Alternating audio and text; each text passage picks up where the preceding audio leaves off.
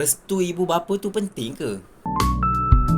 Assalamualaikum, hai semua. Bila cakap tentang jodoh ni, mesti kita akan fikir, betul tak? Adakah mak ayah kita bagi restu terhadap hubungan kita ni? Adakah mak ayah bakal pasangan kita akan terima kita sebagai menantu dia? Betul tak? Hakikatnya restu ibu bapa ni memang satu benda yang penting lah sebenarnya.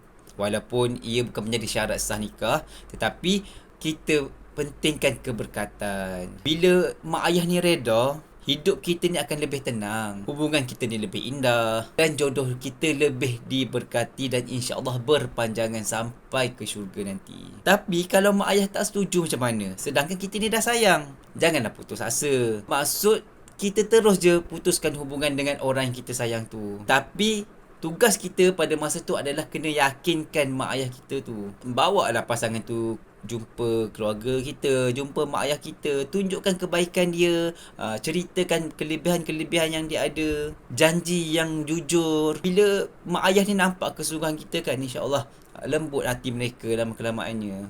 Yang penting jangan pilih jalan yang kita boleh dapat bahagia sekejap je, tapi menyesal kemudian hari. Cari jodoh yang baik, usaha dapat restu, dan binalah hubungan yang bahagia. Nanti tenanglah lepas-lepas kahwin nanti. Tenang je, boleh balik kampung, happy-happy bersama keluarga, pergi bercuti sama-sama, sambut raya sama-sama. Yang tu yang kita nak, betul tak? Sebabnya perkahwinan ni tentang menyatukan. All the best untuk semua yang mencari jodoh. Tirjanah.my